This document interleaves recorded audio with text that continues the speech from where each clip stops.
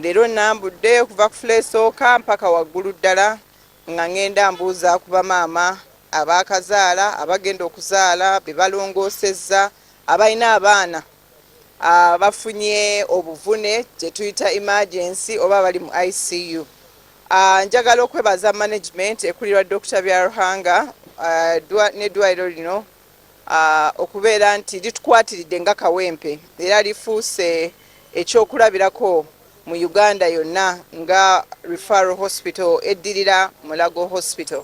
So nze Justin eyama nja kwongera okukolagana nabo okulaba biki bye tusaka ebyetaagisa okulongoosa emirimu gye bakola. Njagala n'okubeebaza ku kyendabe wano olwaleero enkwata gye bakwatamu abalwadde n'okubeera nti basobola okubawa obujjanjabi obw'omutindo ddala.